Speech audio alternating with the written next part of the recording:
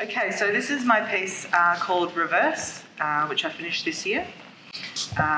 Just to talk a little bit about my practice and how it informed this work is I'm really big on process, so showing the whole process of the work, be it through layering and showing the actual marks of the making. I think it's really important to show when there's a human touch in artwork versus machine. So I know there's a lot of people familiar with embroidery in the room, so you'll know that the reverse of things that are embroidered by hand is very, very different to that of the machine. So it's sort of like a maker's mark, as I say. So to talk about this work, very simply, the first side on this side is in a whitish pearl thread, and I was working to a deadline and started in the middle working out. But only about this far in, I cut my finger on my right hand, my right middle finger. And it was very deep, it was 6 stitches deep. And I thought I may lose it and not be able to embroider again. So as Di said, I've done a lot of big embroideries before, so that prospect was really in my head. It was giving me a lot of anxiety. But I forced myself to finish it with the cast on and not knowing if my finger would make it through. Spoiler, I've got my finger, everyone. But I really didn't know, and it was in this big beastie of a cast, and the pain was really intense, but the deadline didn't go away, and I forced myself to finish it.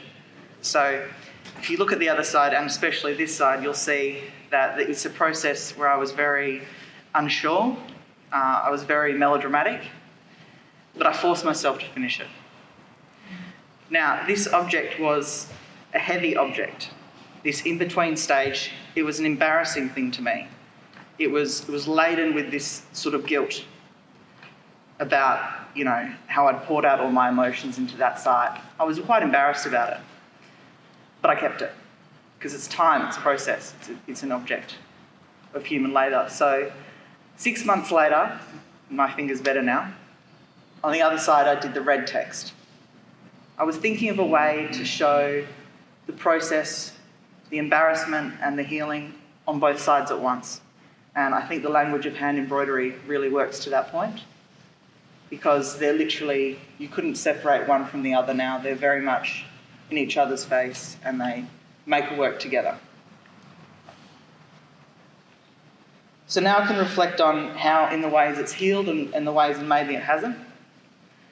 I think it's important to note that the technique on one side shows a lack of control, and the second side shows a stronger line work.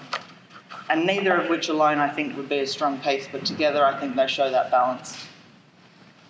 So working with I call them tails, but the ends of the thread, the loose threads, on the white side as well, you can see they're very short.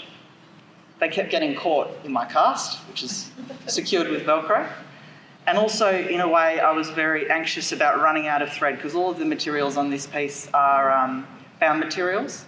So they're rescued materials, so that it's not like I could go to a shop and get that thread again.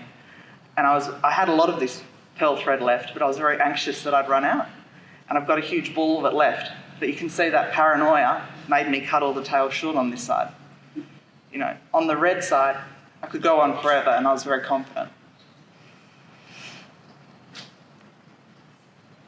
So the red thread and the red text is very sure and very confident. It's not tangled and it's longer and it extends all the way to the edges. I'm confident now I can call this piece done.